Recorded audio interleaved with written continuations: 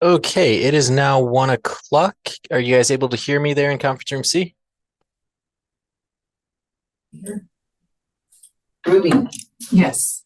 Catherine's not March 18th. Okay. Gonna be out of state the whole week. Where are you going? DC. Ooh. Hey, Andrew, For a whole can you week. speak for a second? It's gonna be busy. Yes, yeah. Are you able to hear me? Our commissioner here. So I'm the north area representative for our delegation that's going to Is DC. that sounding any better, Ruby? Yeah. Yes. You're gonna be busy. Okay. How's the room looking? Are we close to a quorum? We're getting not really, not yet. Okay, not really. I have 3. Oh, no. Yeah, we have the majority of the almost quorum. Okay. Is that too loud? Yeah. I can't really turn it down. Like yours, it looks like. I see. I won't be able to turn it down without the remote. Yeah. I spent the morning at the emergency. I can, if I am too loud when I speak, hang on, let me try my own settings.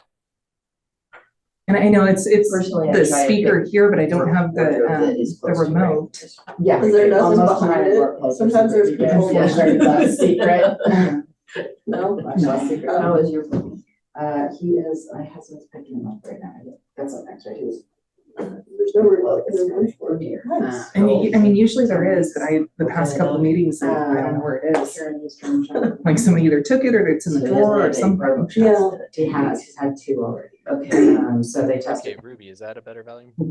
that's a bad way to go. Actually, that's a little too light. Can you turn it up a little bit? He. All right, is that better now? Yeah, that definitely worked. Okay.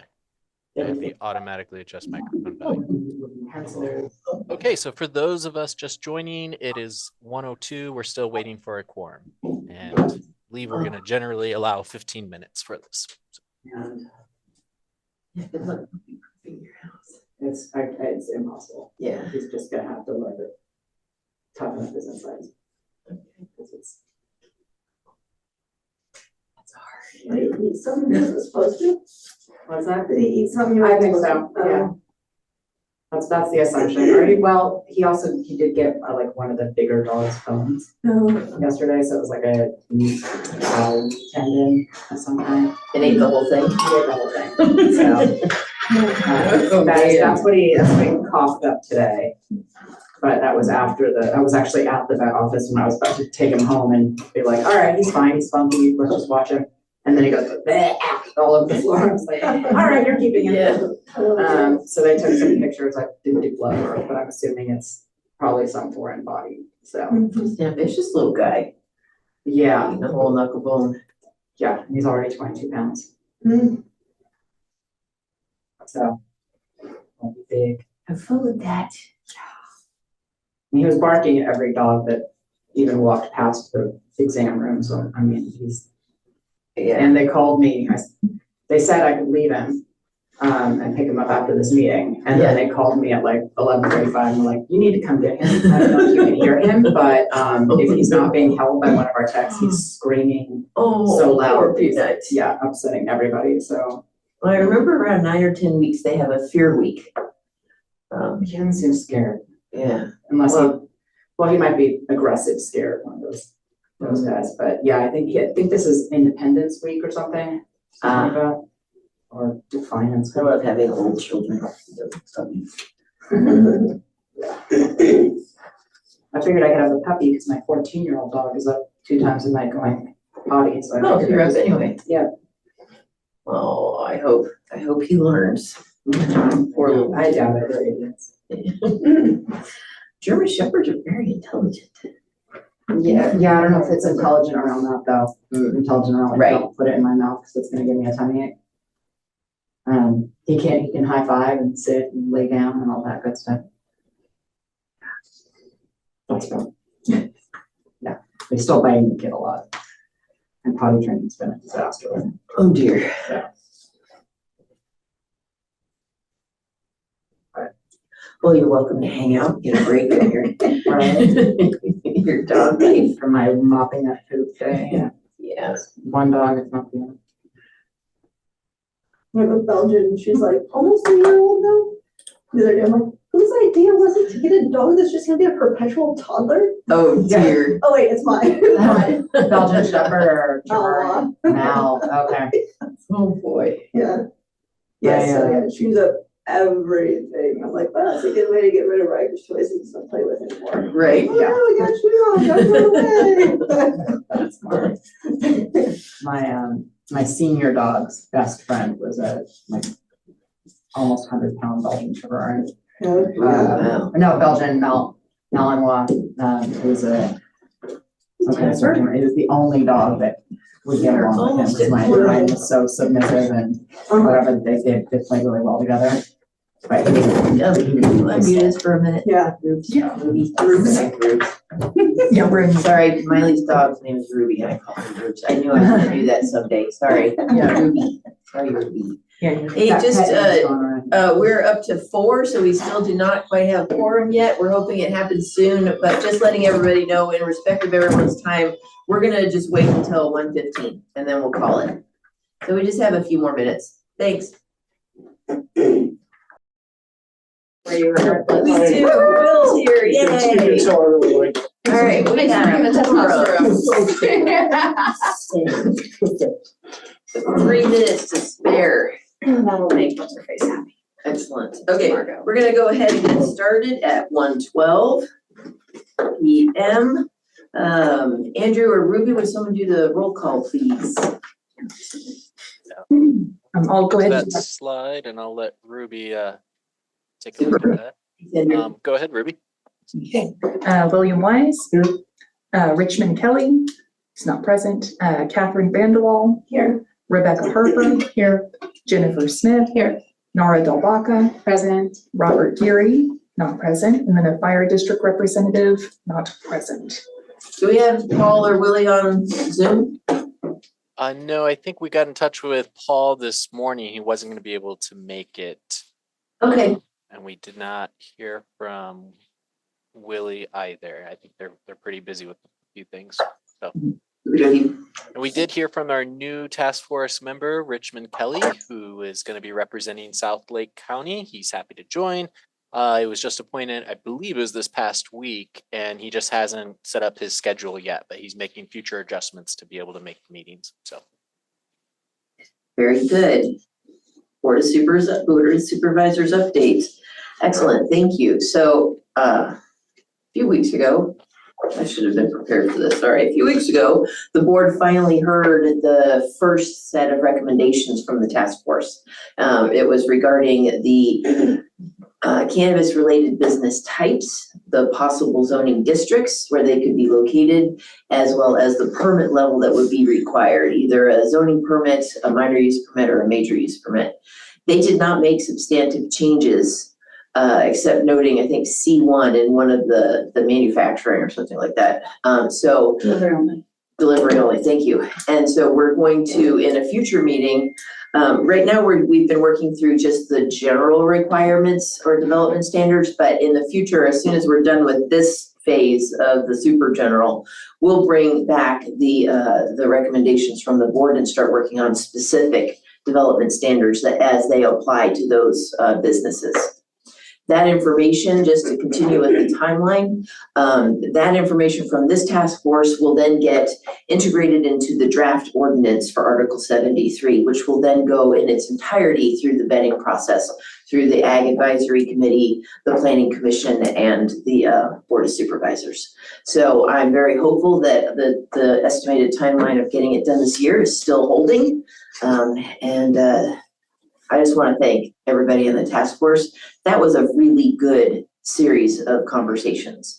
And it's exciting to see how productive this group now is, especially with the supervisors not giving us one-off ordinances to take a look at. So moving forward, I'm encouraged at the rate that we're going. And that is the BOS update. Next item, does anybody have questions on my BOS update? We're not going to take any action. I don't see any here. Any questions, any hands raised in the Zoom? We have one hand in the Zoom. Go ahead, Holly.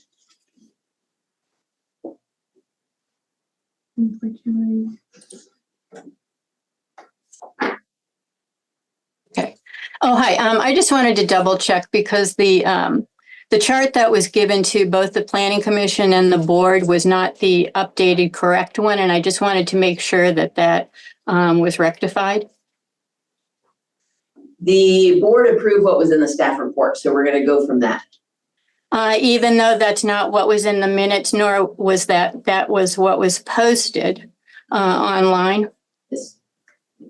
In the board minutes? Mm-hmm. Yes, in the Cannabis Task Force minutes. If you remember, we had quite a long discussion about the Type 9, which Will had made a motion and it was not approved in, I think it was SR and CR. I can't remember. So it was Suburban Reserve. I went back and reviewed it, and we were making a motion to allow it in all zoning districts where it was currently allowed, which included Suburban Reserve. When Will went and listed it, it seemed like it was some oversight that he didn't mention it. But No, you're I didn't true, mute it. Holly, I was he trying to mention it. speaker. I'm sorry, I can't hear. Say that again. Okay. So I went back and reviewed this because Holly, you made those comments, and we were like, well, where are we seeing this? And so when you go back and you review it, the motions were being moved forward to include a recommendation to allow it where it is currently allowed, where cultivation is currently allowed and operations are currently allowed. With that said, we started to move in that direction, but the conversation decided to list out all of those. Will listed them all out except the Suburban Reserve, even though it was included in what was currently allowed. And with that said, it was one of those things that didn't go noticed except for Holly noticing it. The table moved forward with it. So that's the situation that we're looking at. So now, whether it was some oversight that it was left out or whether it was intentional, there wasn't a conversation to intentionally leave it out. So that's the situation. But it was left out then of the minutes, and then it was subsequently left out of the staff report that went before the board. Yeah, and it was brought up in the staff report. Right, we did deal. We talked about it with the board. So at this point, the board approved what was before them, and that's what we take moving forward. We're not gonna go back to the board. I think that we had reached resolution on that one and went forward. I take a little bit of exception to this because, one way or another, I just think it should have been made correctly. Basically, Will did point out very rightfully so that the original motion was never voted upon, and it was unanimously voted upon with his. One way or another, I just think it needs to be right. The corrected version was actually posted on the Cannabis webpage. Another comment on that, I did have a longer meeting with County Council based on the items that we had from last week. And as things move forward, the advisory committee can make its recommendations. It can move on to the Planning Commission and then Board of Supervisors, where, like all other items going forward, staff can work on new reports to summarize it. And as needed, staff and County Council can make other recommendations at that point. So these are all advisory recommendations. So it's one thing to keep in mind. Okay, I will drop it for the moment, but I just wish everybody was a bit more upfront about it. Is there any other public input on the Board of Supervisors updates? Seeing none, we'll go ahead and move on to consideration of minutes from the January 22nd, 2024 task force meeting. Are there any questions or comments from the task force? Which one? January 22nd. That's not the special meeting, it's the one before that.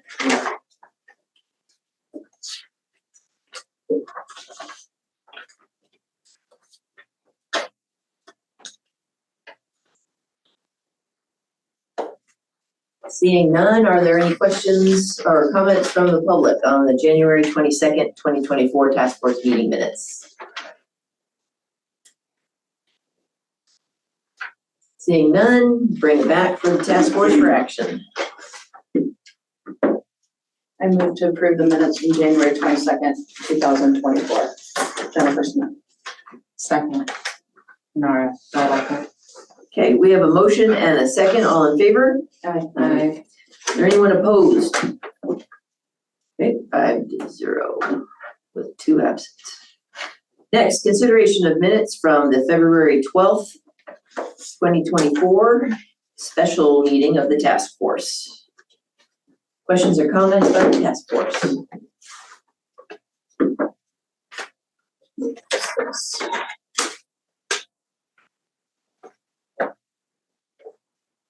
We only have Seeing one in, Oh, hold on, did we go only ahead. have one in February?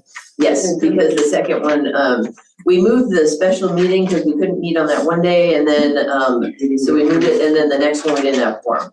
Okay, I was concerned because there was one, I thought we directed Andrew to go back to county council for the verbiage that we wanted, like in these yellow highlighted parts. Mhm. And I don't see that direction in the task force, in the minutes. That would be the case. That's why I was with county council.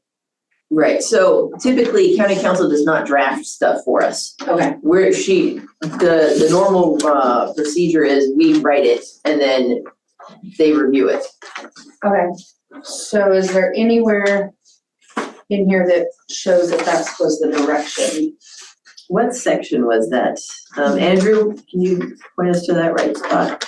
Let's see here. Actually, can Ruby do it? I've got kind of juggling a bunch of screens between the PowerPoint. Because it was on the,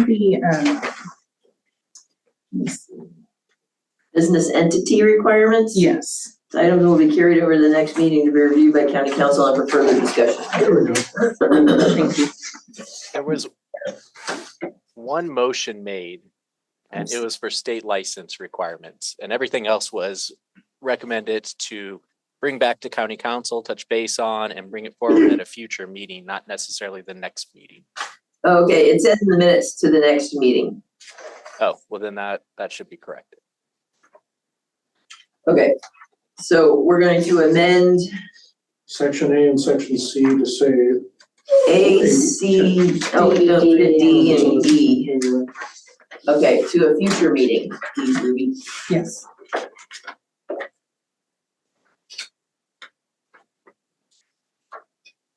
I guess.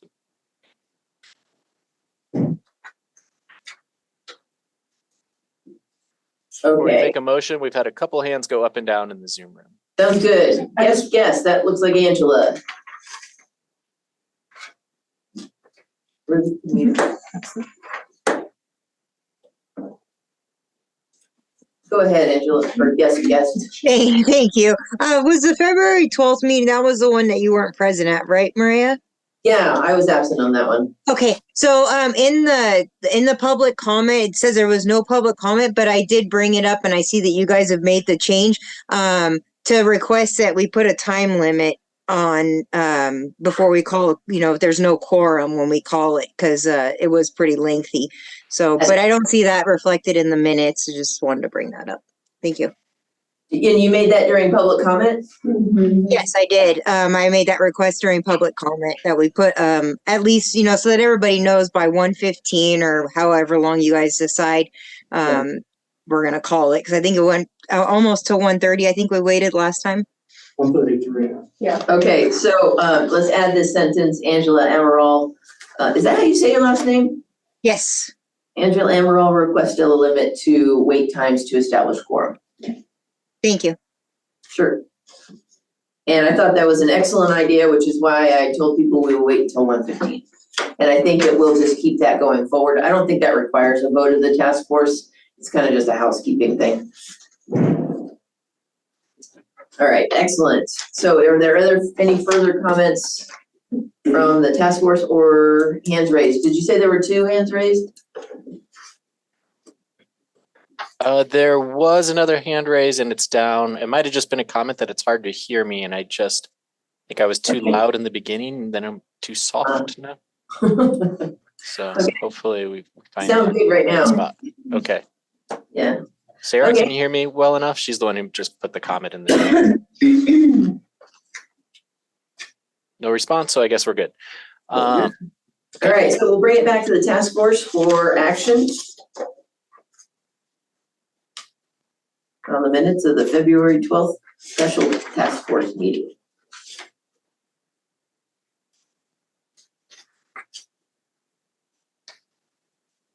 Action like a motion.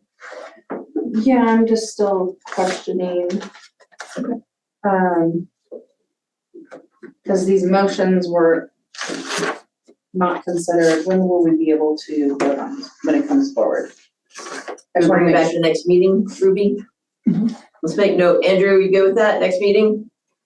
Next meeting on the items, part 1 of general requirements for cannabis activities. The ones that we advanced. Yes, those would be part of part 1. Yeah, we could put something together and bring it to the next meeting. Good. I'll touch upon that here in a second when we get into the first part of the presentation. Okay, so I don't know that we're gonna amend the minutes to say that though. So, Okay. but we'll try and bring it back for the next meeting. but we are gonna amend the minutes with Angela's. Yes. Okay, so I, And we're amending the For the date. future. Yeah, to a future meeting. Yeah, Right. instead of the next meeting. Right. Is Sergeant Keithley's name spelled correctly? Is it Keithly? No. What's gonna change that? Should be Keithly. Mhm. Good catch. I, Jennifer Smith, move to approve these minutes from February 12th as amended. That's a good. Okay, we have a first and a second for approval as amended. All those in favor? Anyone opposed? 5-0-2 absence. Thank you. That doesn't make sense. That's only 7. We have 3 absent, huh? Okay. Moving on to review of general requirements for all cannabis activities. Take it away, Andrew. Okay, so hopefully everyone can hear me better now. Here's the outline that we're all familiar with. We covered these first items, A through E, at the last meeting. We had them for discussion. We only made a motion here on the state license requirements. And this is a good example. While NARA came up with statement, it was a little bit amended, but we had something to stick with. Then in reviewing it, when I brought all of these items to County Council to review, there was a recommendation to add a clarification for definition of cannabis activities per Section 2, applicability and uses permitted. So, that's one of those things that might not look the same by the time it gets to the Planning Commission and Board of Supervisors. But with that said, for today's items, we're looking at activity records, track and trace, weights and measures, compliance monitoring, annual reports and inspections, complaint records, and then identification of emergency contacts. So these are a lot lighter and easier issues. Hopefully we can get to our full review of them today and have pretty simple, straightforward motions at the next meeting. And then we may or may not be finished with general requirements, so we can move on to restricted and prohibited activities. Okay, with that said, our first item for today, activity records. Now, the past couple of meetings, I had been bringing up the PDF that showed the exact language. In today's PowerPoint, I just kind of bullet pointed them. They're pretty simple and straightforward, except for one of them, which I will go back to the PDF. But if you ever want me to go back to the actual text and bring it up on the screen, just let me know. I'm happy to do that. So for activity records, the basic gist of it is that all of our permittees must keep records for commercial cannabis activities. The activities should be as defined by DCC and must be maintained for 7 years. The county may examine books and records during inspections. The permittees must provide copies if needed, to the county. Basically, if the county requires the copies, they must provide copies. And then in any way, if they refuse or impede or obstruct or interfere with the process, then they are engaging in a violation. So a few issues or concerns regarding this.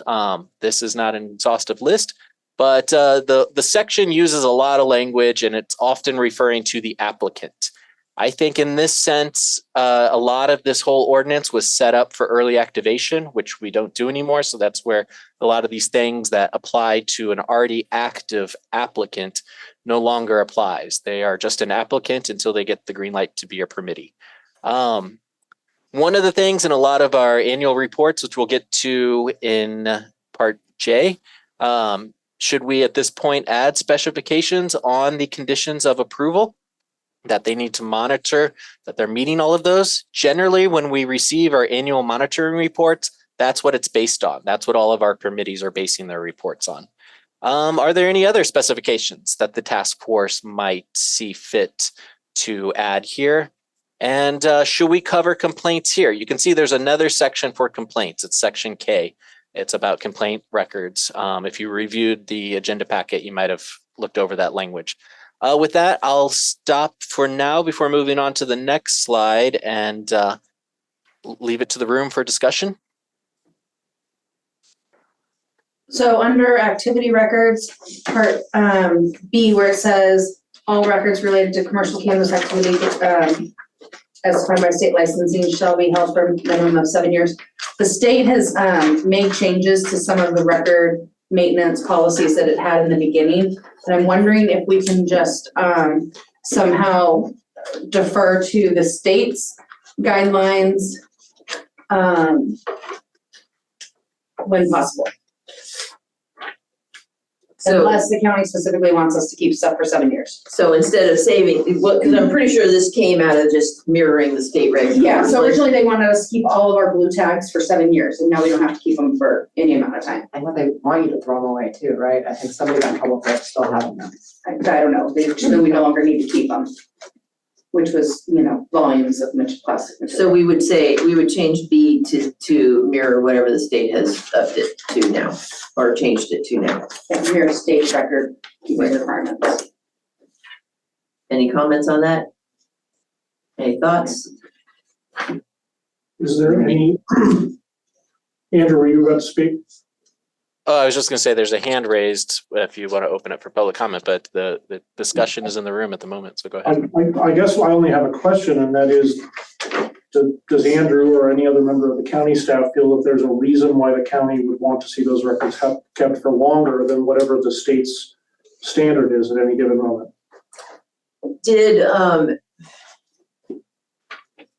Was there any discussion about that at the special meeting? The only reason I could think of would be for like tax purposes or something like that. Which you would then follow tax guidelines. Right. And it would still be in Metro. It's not like it's gonna go out of Metro. It would still be a digital record in Metro of those kinds of things. Right. I just think we should defer to other agencies and their guidelines rather than set our own requirements. Well, it would be, I could see a benefit to mirroring the state license and just referring to that section of the code. So when it does change in the future, we just automatically update as well. Right. Yeah. I would say from staff's perspective, that would be fine. Also, we're going to cover the annual monitoring report. As long as we have a digital copy of that, we can keep in our record. It is nice to go back. I often go back to 2019, 18 or earlier to try to put together the puzzle pieces of the history of some of these, and having those records can be helpful. We have two hands in the Zoom room as well, including Patrick Sullivan from the tax collector's office. So, all right, our tax collector, I should say. Oh, good. Patrick's here? Awesome. Okay. Patrick, let's go with you first. Ruby, do you have to unmute Patrick? Okay, can you hear me? Yes. All right, yeah, thanks for the opportunity to participate here. Yeah, the years of records, I don't know exactly why 7 originally came up. In some situations, there have been grants we've had, including the equity grant, where it was important to maintain records for an extended period. And I think 7 came around because it was the safest. It covered, back when a lot of stuff was discussed early on, 7 just seemed to cover every scenario that came up. I don't remember what all those scenarios were, but 7 years definitely was kind of the magic number. So without knowing what's changed or anything, I don't know. I don't know if there's any risk involved by moving away from 7. On the tax side, I don't really see a problem. I'd have to go back and try to figure out why we did that. The only other issue I'd see with tying a timeline to the state, because we tried that on a few things. The problem we had is that the state changes things fairly regularly, and we aren't necessarily informed or aware of what they're doing. So sometimes we have kind of wish we had set a date certain in ours, just so that we knew what it was, that we didn't have to constantly reference a state code, especially when they change the code sections completely, or if you have to reference a whole different statute. Just, no strong opinion here, but just for some background on how that came together. Okay. How about if at our next meeting, staff will bring the updated changes from the state and we can take a look at what they are? Yeah, I'm just thinking like on track and trace, you could say all permittees shall comply with the state of California track and trace requirements and its record keeping rules. Okay, And noted. yeah, whatever. That's right. We have one more hand in the Zoom. Embedded into each section as relevant. Mhm. Okay, so before our next meeting, we'll create a table of what we find for updates from Cannabis specific to record keeping, so that we can figure out if we need a record keeping section or if we should just put it in each of those interest, like thematic sections. Sure. Okay. And I would say, I'm gonna skip ahead here for a second, on complaint records, I think that all complaint records should probably be kept for the duration of the local permit. I think that's fair.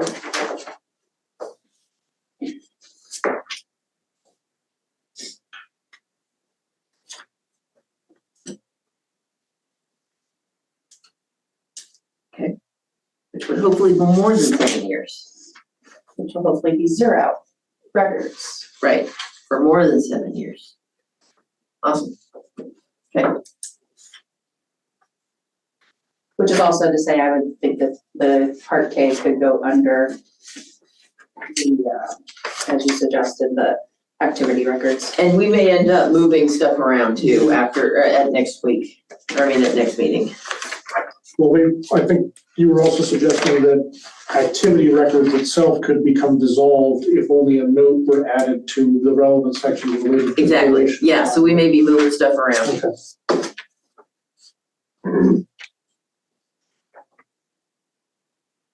Okay, any problems with C, D, or E? Any changes? About county access to look at the books, about keeping them on the location, giving the county copies if they request it, and anybody who doesn't do this is violating this article.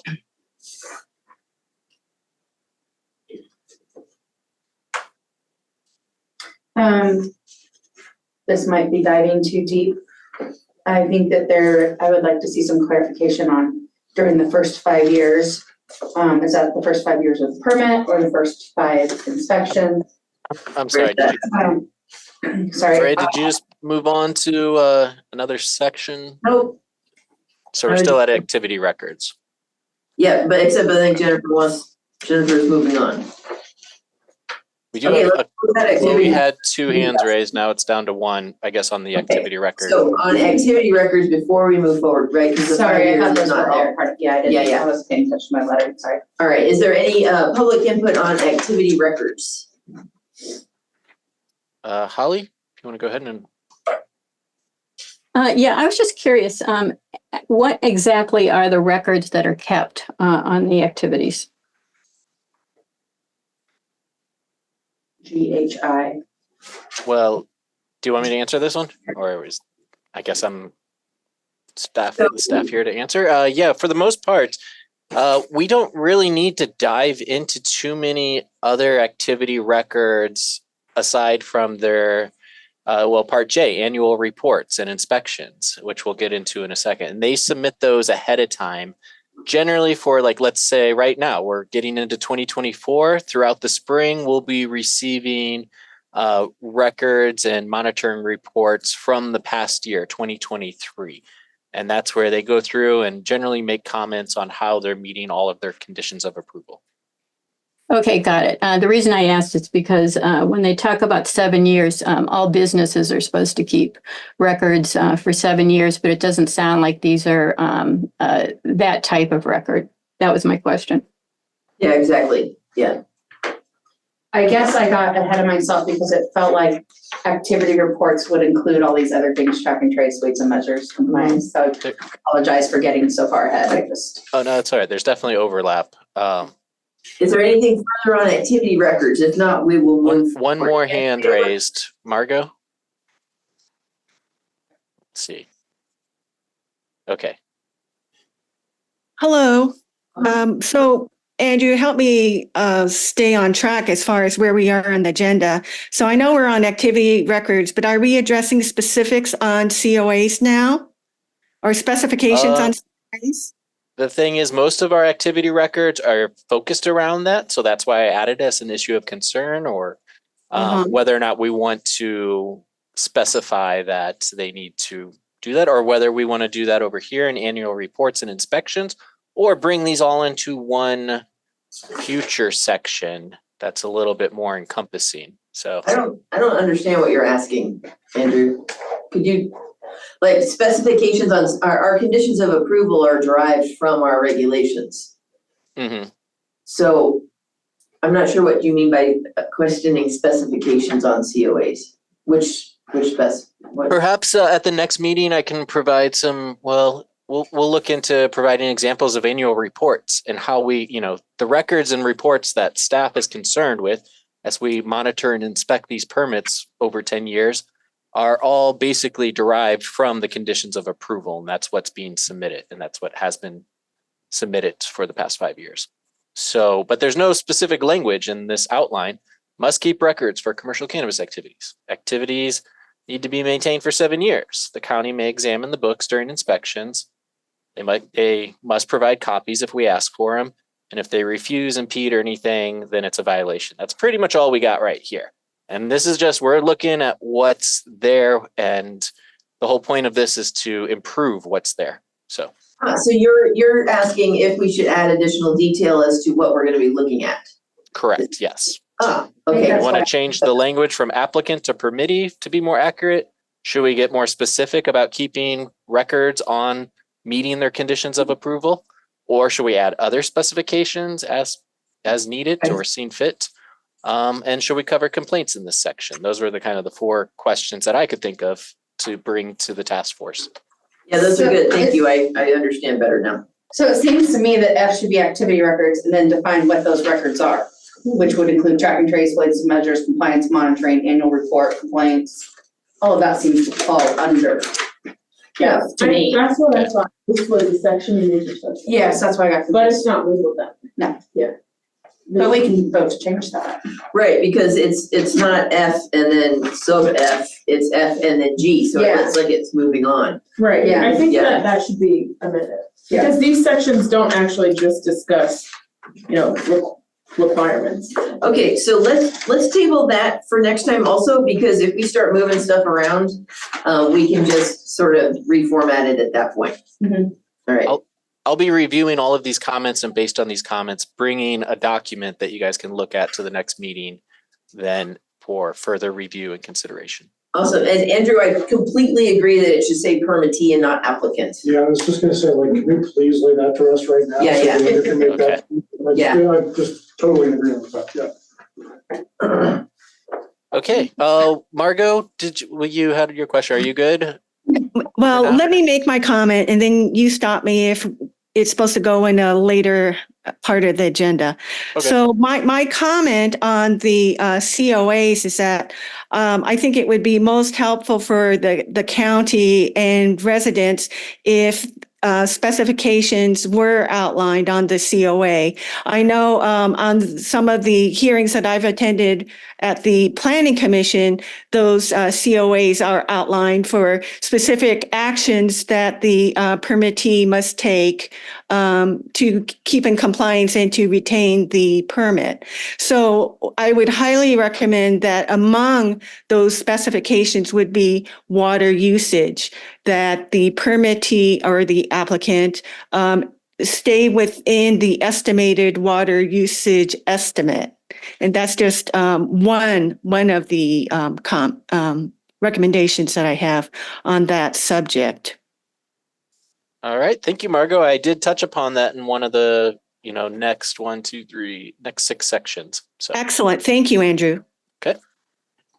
Sorry, I was confused because COA in cannabis is certificate of analysis. Yeah. And so Yes. conditions of approval. Got Yes. it. I will avoid direct acronyms in the future. So Are there any other specifications?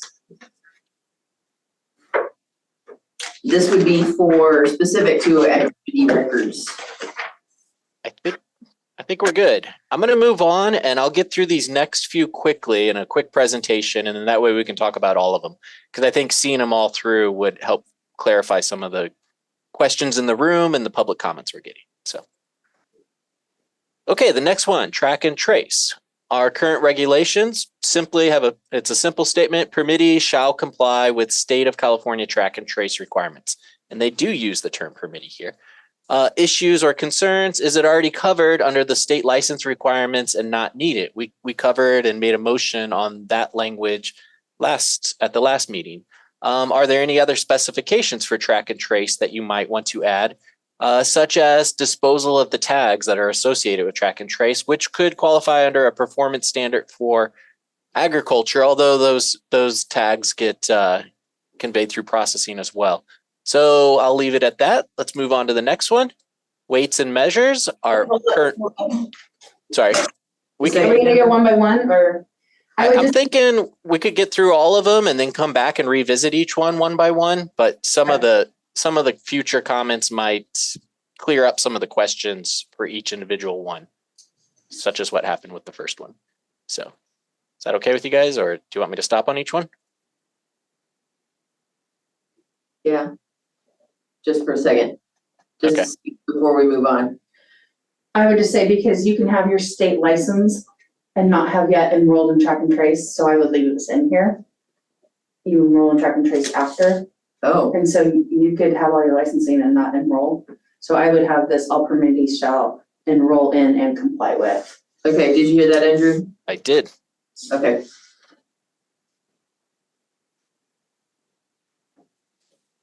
Okay. Moving on to the next one. This still says track and trace up here. It should say weights and measures. Permittees shall comply with state of California weights and measures requirements found in the California Food and Agriculture Code, California Code of Regulations, California Business and Professions Code.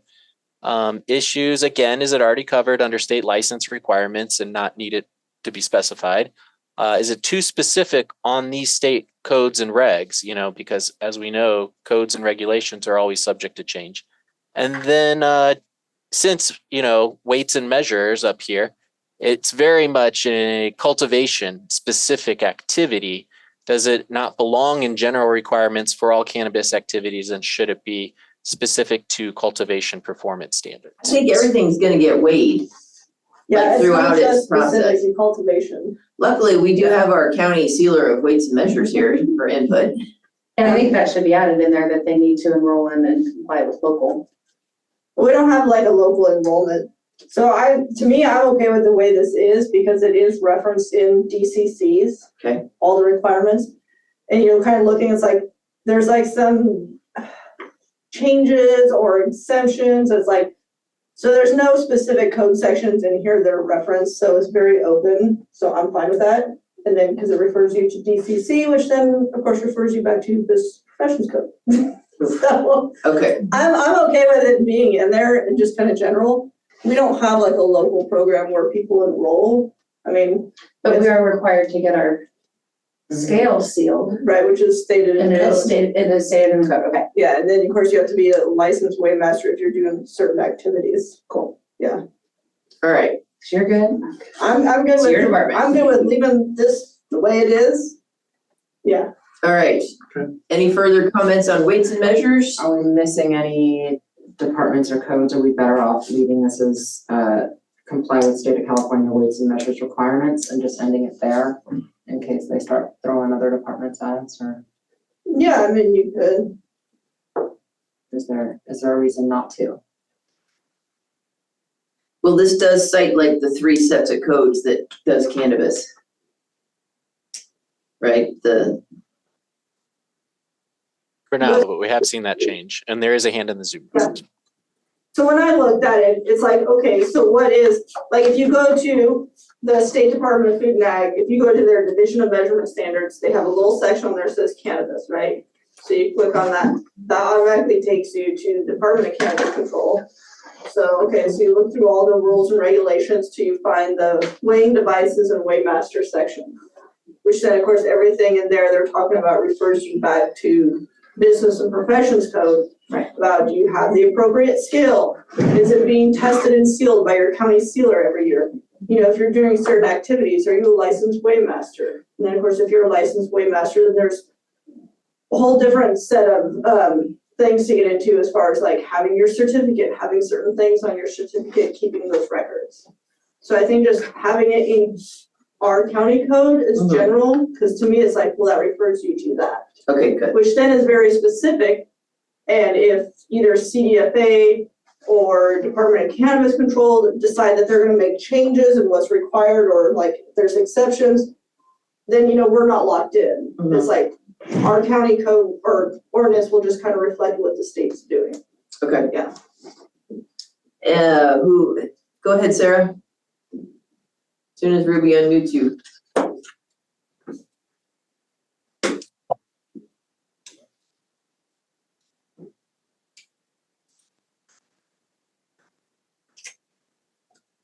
Hi there, this is Sarah Bodner, and I just wanted to underline that weights and measures does not exclusively apply to cultivation. It's applicable to many of the different permit and license types, so I agree that it should be part of general requirements. Thanks. Right, so they could apply to like a dispensary. Right. Anytime anything is bought by or sold by weight, whether weight or count. Like when you're marking the amount of ounces on the package. Yeah. So like your gummies or any kind of manufacturing would also need it. Yeah. Right. Yeah. Yep. Okay. Awesome. Okay, moving on to compliance monitoring. There. Okay, Jennifer, we got caught up. Sorry.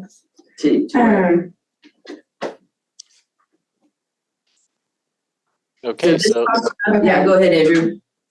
just to outline it quickly, the compliance monitoring touches upon annual inspections during growing season that they must be made, that an annual monitoring fee must be paid, and that if no violations during the first 5 years exist, inspection frequency may be reduced to once every 5 years. And the specific language leaves that up to the director of CDD, that would be Maria.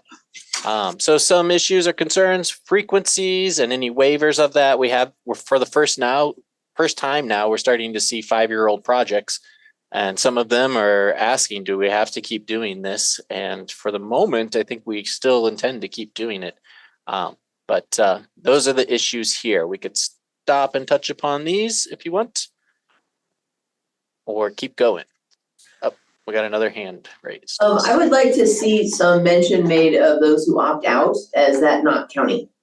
Because we do not do inspections of at least outdoor cultivation of opt out.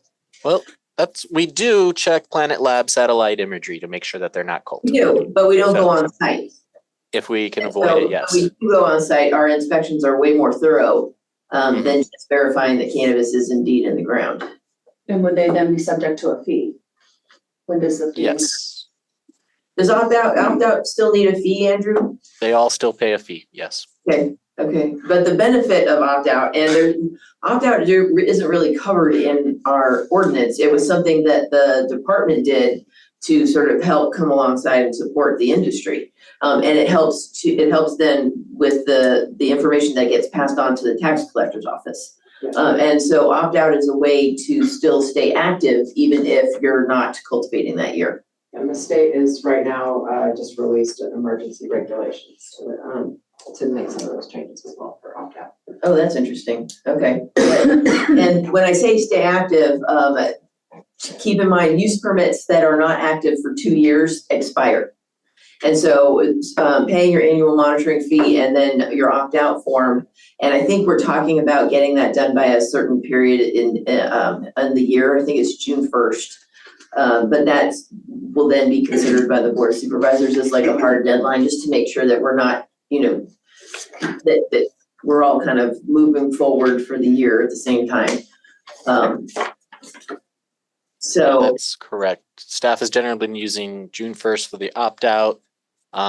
as well as paying the fees and submitting the annual monitoring reports. There for a bit when we had the request to reduce, let's say you're not totally opting out, you're going like 50%. We were giving permittees till July 1st, just to give a little more time to figure out how much water they had to get through the rest of the year. But it's not codified. It's just something we're doing as an internal policy. And we do have 2 hands in the Zoom room. Crop failure and things like that. What is the county what? So you still pay your full taxes for a crop failure? I believe so. Sorry. That addressed in a different section. Maybe I didn't hear that correctly. Nora, did you say that they would still be paying their full taxes if they opted out? If there was a crop failures or things like that, which would happen a little later in the season than June. Yeah, my understanding is that, if they attempt to grow, whether they lose the crop or not, the taxes still would be owed. Hence the reason to go to gross profits taxing. Mm-hmm. Or a desire to go to that. Yeah, I think when we've talked about that in the past, we'd have to like double our staff. Yeah. To be able to monitor that, so. I don't know that that's likely to change anytime soon. Possibly. Okay, so. Oh, so my question on this part, sorry. Yeah. Go ahead. So I think that this language is very loose because my permit was approved in 2019, so I'm going into my 6th year. So I've had no infractions, but I've only had 4 inspections. Because I did not get inspected in 2019. And I'm sure that is true. In 2019, there were no inspections. The first round of inspections occurred in 2020, a year before I got there. And at that time, they did not have the staff or capacity, and they were questioning whether or not they would even be able to do them.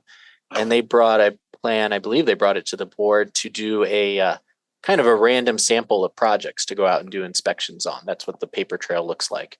I'm doing an internal audit currently and finding all kinds of interesting things from the past. But just because the staff wasn't able to do an inspection, I don't think that should be held against you, the permittee. Yeah, exactly. It was just capacity and pressure to get more permits approved at that time. So this says 5 years, I'm not 5 inspections. Right. Right? Mm-hmm. Yeah. So your farm is an example of one that we need to think about. I mean, you're welcome to come. There haven't been any violations. Correct. All right, well, what I'm thinking about isn't so much the wording of the ordinance, because that's fine. What I'm thinking is we need to set up a new monitoring system then, right, Andrew, for the ones that are hitting 5 years. Yeah, easily done. We've kept pretty good records since 2021. So I don't think we've done yet because we just haven't had any. Yeah, we're just not hitting that number. Yeah, exactly. Okay, so we'll work on that as a side issue. But I don't know that I would change this wording. I think keeping it at first 5 years is optimal. It makes sense. Whether or not the county gets out there to do the inspection. Yeah, it puts the onus on us. Yeah, no, I agree. To do what we say we're gonna do, which I think we should have that. Yeah, we change this language here, all it does is mean you definitely have to wait. Yeah, I don't think it helps you. No, Or any other. Or anybody else, yeah, I just, when violation. I've asked the question before, they're like, well, that's not our fault that we didn't come out. It's gonna be 5 inspections. No, that's not what this reads. I know. Good, all right. That's not what I've been told. Well, as long as I've been around. Yep, new regime, I new think rules, we're clear. or not new rules, but adhering to new No, rules. let's just read the rules. Maria, would you want to have a designee in there at any point? Or do you want to be the one to make that call? I know sometimes. I think I need to be the one to make that call. Not because, I'm all power hungry, but just because that level of a decision is pretty impacting, and I don't want to put that on staff. Yeah. So we'll keep that. All right, so I think we had, Jen, 2 hands. contacting us outside this meeting. So. Do we have hands up? Yes. So Holly. Go ahead, Holly. Oh, hi. On section 3, I guess it is. Can you just double check that last phrase? because it sounds kind of odd and confusing, whereas the short bullet that Andrew put together sounded a little bit more focused. Yeah, this one is not less than once every 5 years. So I could reduce it down to once every 3 years. Okay, it doesn't sound like that to me, the way that's worded. I was just thinking maybe you could just streamline it a little bit. Okay, what do you suggest? What Andrew had, the shortened version sounded closer. Where's this? I don't see this thing that Andrew had. Andrew, go back to your stuff. Okay, so basically, see? yeah, if no inspection can be reduced to once every 5 years. So the way the ordinance reads, it states, if there are no violations of the county permit or state license during the first 5 years, the inspection frequency may be reduced by the director or not, to not less than once every 5 years. I don't know if that helped. It just The way sounds I odd. paraphrase that, I just wrote, if no violations during the first 5 years occur, inspection frequency may be reduced to once every 5 years. Maybe I should say as low as once every 5 years. Yeah, those are very different sentences. So because I could decide once every 3 years, 2 years, 4 years, or 5 years. At a minimum, there will be one every 5 years. At a but minimum, yeah. It's discretionary. And so, Okay. so what does this group think? How often is a good amount of time? Because we could reword it more clearly. Do we want to leave it up to the discretion of the director to say how many years in between? I mean, I think that this is clear. It is. I don't think yeah. it's unclear. Right. It's not what Andrew had written, but it is clear that the discretion of the director then can say, okay, we'll go to one every 2 years, or we'll go to one every 3 or 4 Yeah, or and 5, but no more than 5. I think this gives you more discretion because if you say, if you're great for 5 years, you'll only get inspected once every 3 years. Well, then maybe that operation does get a complaint filed. But now since they're past their 5-year mark, they only have to be inspected every 3 years. But you could decide differently based on any conditions. Yeah, that's a good point. And keep in mind, these are 10-year permits. So you get through the first 5 years and you go down to once every 5 years, you only have one more inspection left. Or even if it's once every 3 years, that's probably only one more inspection left. So. Because this says by the director to not less than once every 5 years. Correct. Should it be one more? No, Not less than once every 5 years. Not So less minimum, than- there'll be one inspection within 5 years. Yeah. The director could do more. She can do, Okay. okay, you've been good, we'll do it Once 2 years. Every We'll 2 do years. it 3 Okay. years. For some reason, I was reading that. or just across the board, everybody now is moving to a 3-year period. Right. Because I could see that keeping everybody at 5 years the same will be easier on staff to monitor than to have 1 4 years, 1 3 Right. years, 1 2 years. So, Unless there's conditions that call for right. different measures for a specific. So what's the level of comfort of this task force having that much authority with the director? Do you want, I mean, How long you would say? you like to say every 3 years? Or, I mean, do you want it regimented like that, or are we comfortable having that sort of open? I would leave it open because I think as a director, you should have the discretion. Like if you've had somebody who's been on point for 5 years or whatever, and it's like, you should have that discretion to be like, bump them out if you wanted. And to Catherine's point, that also affects your staff time. So if you have 5 people who have, abided the laws and had no complaints, then you're going to visit them the minimum amount of times. Whereas if you create a hard, once every 3 years, then you have to visit everybody all those years. Mhm, mhm. I think that just as a staff management thing, we do have all of the other permittees that are less than 5 years with no complaints that we are doing an increasing number of every year, as we issue more permits. So it is nice to be able to say, the people with 0 violations, we're not going to go out there for another 5 years or something like that. I can see the benefits of that. However, let's think about what's still happening within those 5 years, Andrew, because we still have annual reports coming in, right? Yes.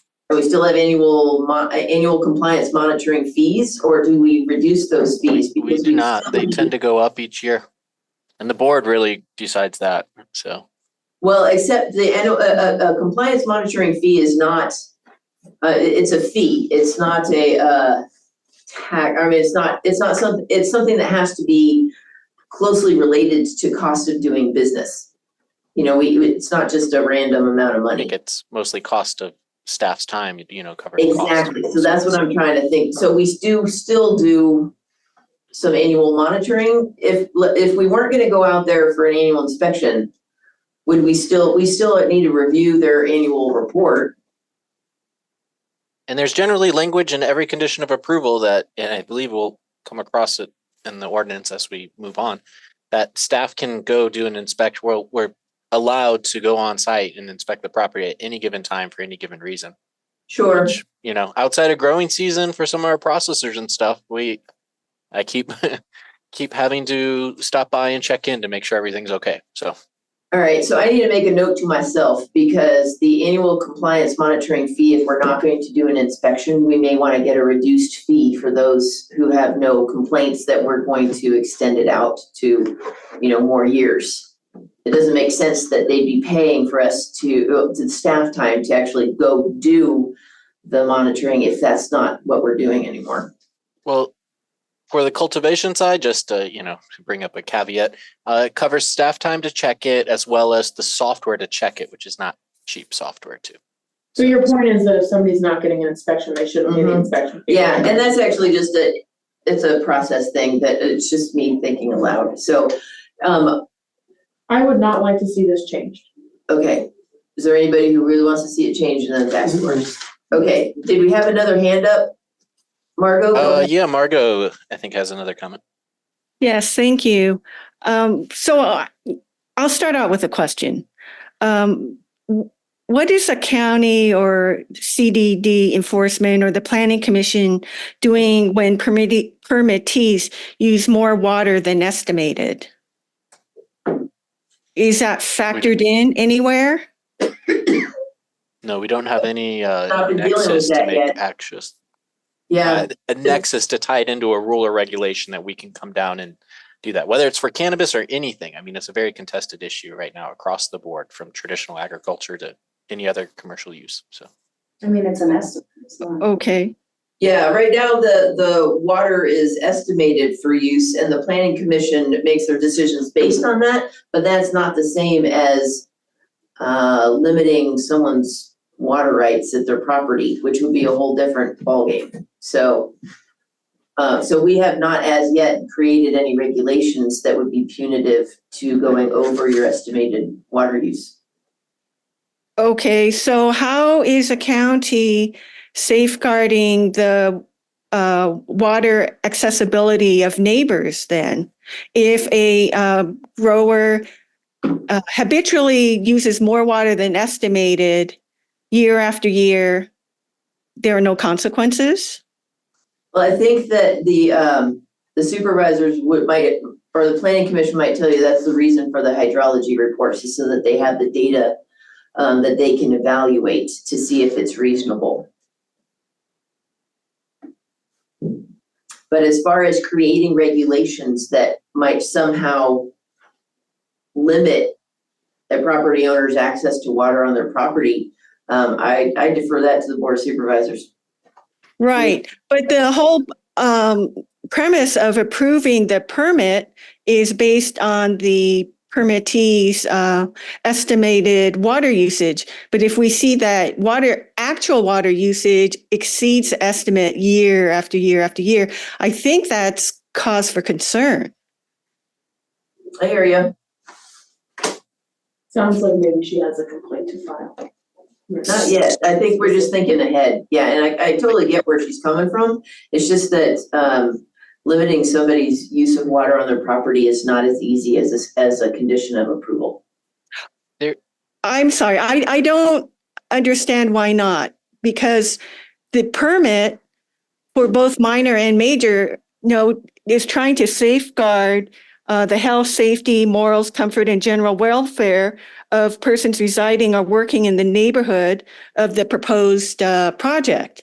So if the county says, well, we're approving this permit conditionally based upon your, Mr. Permittee, Ms. Permittee, based on your estimated water usage. And if you exceed that estimate, well, then we have to revisit the permit approval. Are you saying that you'd like to add wording specific to water monitoring in the compliance monitoring section? Because that's what we're actually talking about right now. Yes. But there's not a reg that you would monitor that based off of. So I don't know how that would be. Yeah, we don't, I'm not. Because these are sure. based on compliance standards that exist. But that doesn't exist, so. Did you hear that, Margot? You would monitor that. I'm not sure if I follow. So there are not compliance standards that exist now? Is that for ag in general? Is that the statement? So for this section is dealing with monitoring compliance standards that are already in place. So you're creating something that's not already in place, so it's not necessarily applicable to this section. Okay.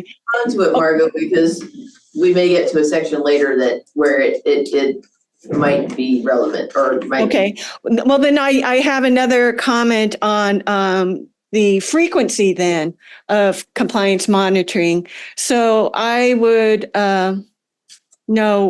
urge the county to retain a very useful tool is compliance monitoring, and keeping that duration, that frequency at 5 years, especially if we're talking about monitoring water usage, is a very useful tool. That doesn't necessarily have to mean or lead to punitive actions at this point, but just monitoring permittees and just permittees being aware that the county is monitoring water usage. I think it can yield very beneficial results for everybody. Okay. So that's kind of what we're talking about right now, is the only thing that would go to no less than once every 5 years would be the actual site visit. We would still be maintaining the review of the annual performance records or review.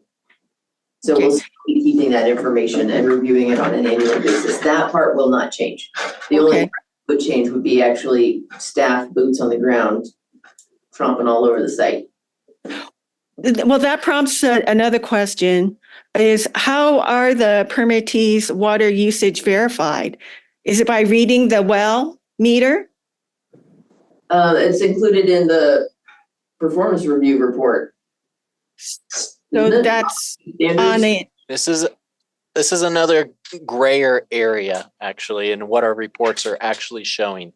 But it's what we're getting to next, annual reports. Okay. And then also, Margot, there's this language on revocation for use permits. Such permit was obtained by fraud, that one or more terms or conditions upon which such permit was granted has been violated. And here's probably your best bet for revoking the permit due to water usage that's excessive. That the use for which the permit was granted is so conducted as to be detrimental to public health, safety, or welfare, or as to be a nuisance. But that's going to include a whole set of litigation. So, yeah. Okay. Thank you. So I think we're done for the compliance monitoring section. Okay. Annual reports, we kind of covered it. We just were looking at it. We did. And we have 16 minutes left. There's water use reporting, revocation. So we touched upon that one. Let's go ahead and skip it for now. Complaint records. How do we want to deal with it? Basically, they're required to keep a record of complaints and resolutions. But the issues we see, there's not always a tally. They're not always keeping that record, and there's not always a resolution. Wait. Sometimes sorry. Did you just completely skip J? I did not, because we pretty much, while discussing we went ahead and covered J, annual reports and inspections. Could you at least give us a feel for J? Sure, yeah, let's touch upon it. So compliance, and then here's the actual language. It's a little bit longer, but Okay.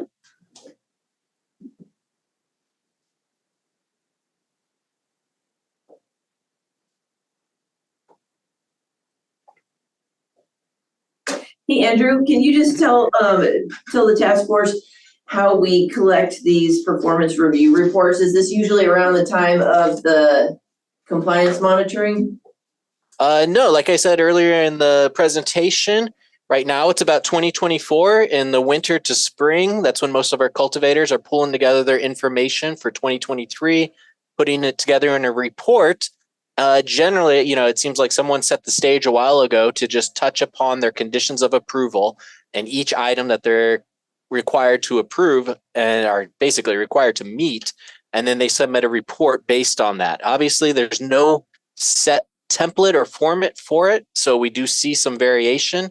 And as of now, it's been hard to allow staff to go back and review a lot of those. I've been trying to carve out the time to get more information on those. And when some of the stuff I'm looking for just isn't there. And when I look at the ordinance, such as water use, such as Margot's concern, it's not there the way a lot of people thought it would be. So this says the planning commission shall review it, or they could delegate it to me, and I'm supposed to be reviewing all these things. Correct. And trying to help you out there. So. Oh boy, do I appreciate it. Thank you, Andrew. So operations manual, operating standards and conditions of approval, as well as ID and implementation of additional procedures. I'm thinking we need the same specificity that we wanted it before, as far as what they should be keeping track of, we should mirror that as far as what we're reviewing in this section. Does that make sense to the task force? Can you say that one more time? So a few sections ago, when we were looking to be more specific about what we wanted in our applications, in our reports, now I'm losing track of what I was saying. So I think we need to be more clear here what we're looking for. What I'd like to see is us develop a checklist to hand out so that every permittee knows exactly what we're looking for and they're all answering the same thing. So we're not trying to review apples and oranges depending on everybody's different businesses. It is all kind of baked into the conditions of approval. One of the first sections goes on what's approved, and then it refers to the documents submitted. So it's kind of all encompassing in that sense. We could keep it vague, or we could keep it just as operations manual, operating standards and conditions of approval if we were very, very clear on what we need in the operations manual, operating standards, and then we already are pretty clear on the conditions of approval. And what I've seen an evolution in our conditions of approval too. So the projects and the standards that were held in 2018 and 19 are a lot looser than what we see in 2020 and 2021 and 2022 and then 2023 and the evolution of that. So not to mention that each plan or manual in every application is different as well. That's true too. So setting that aside, sorry, that's an internal conversation, but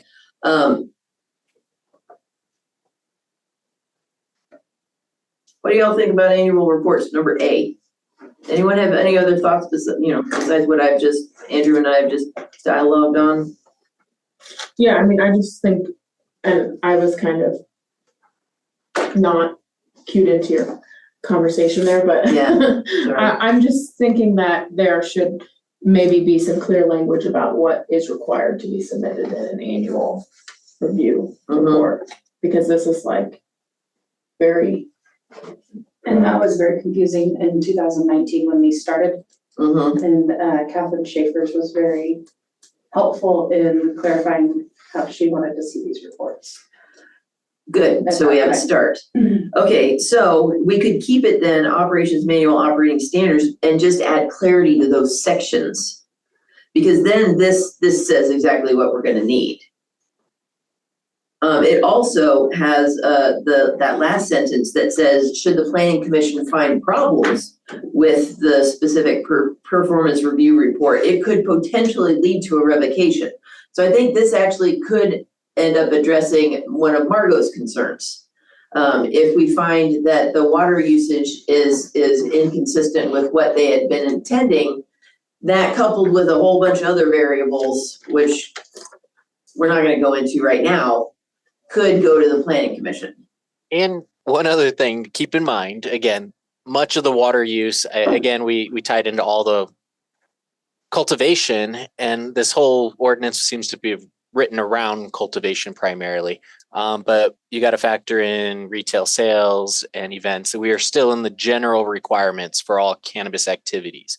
When we get into cultivation, which will be the bulk of our current ordinance, when we get into those development and performance standards, that might be a place to dive into those details. Yeah, good thought. And I think that revocation section, rather than specifying any specific grounds for revocation, could just include a statement that was to the effect of any gross misrepresentation of activities could be. Yeah, because that includes everything. If you're grossly misrepresenting. We do have very clear criteria on what would lead to a revocation, and so this would only go into play if it was consistent with those criteria. Yeah. Because I can't imagine having any problems other than that, you know, we're not gonna be grammar people or that kind of thing. We'd just be looking for issues that are going against the findings that were established in the minor or major use permit in the first place. Okay. So 8 minutes left. We have 2 more issues. Complaint records, which we've touched upon. Clarifying language. Oh, we have a. So complaint. Okay. Keep in mind, there's also a request for more public comment, not specific to agenda items. We public comment at the end of our agenda instead of after every single sentence. Well, then we'll be flipping back and forth between all the sections. If we can keep it at the sections, then that'll work. All right, so let's see if we can just finish up in the last 6-7 minutes with the rest of just annual reports, B, C, and D. Oh, those are also mislabeled. It should be F, G, H, I, JKL, sorry, right. On the agenda at least. No, annual reports. We just talked about A, and then I see. B. This is just the annual inspection thingy again. I like that. A copy of the results from this inspection shall be given to the permittee for inclusion. We do that. We do it. Staff generates an inspection report. And then C is compliance monitoring fees. All right. And then non-compliance would be deemed violating this clause or this section. There's maybe a typo in here. And C. C? Company the performance review report for costs associated with the review. Is with missing or associated the review? Yeah, we have. With? Okay. All right. I don't know if that matters, but. Hey, you're participating, Nora. This is good. Thank you. Jump in anytime. All right.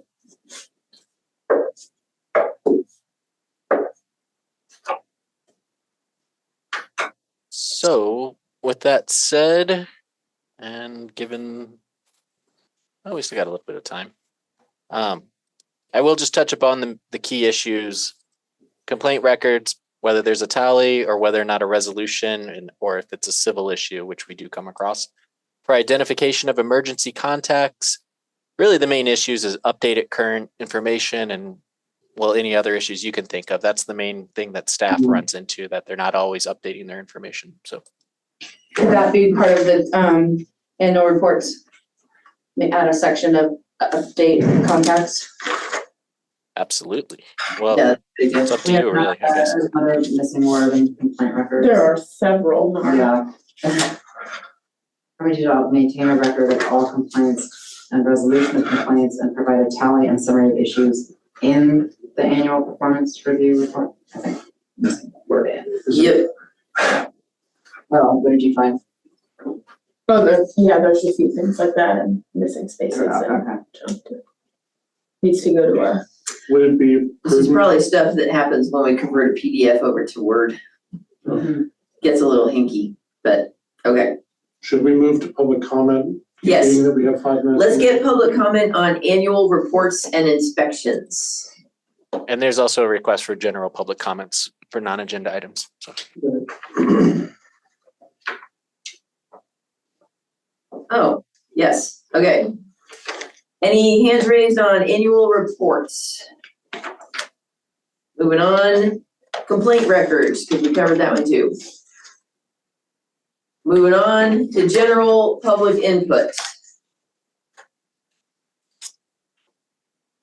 Sarah, I know you had your hand up. Did you want general? There we go. Okay. Hi there, can you guys hear me? Yes. Cool. I think this is a comment about participation in the task force meeting from the fire departments. And I just want to state explicitly, I think their participation is super important and valuable, especially as we get into a lot of these standards that have direct correlation to fire safety and public safety. And I know it's been hard for them to make it to the meetings. And so I wanted to put a topic up for discussion and possibly for a future agenda item.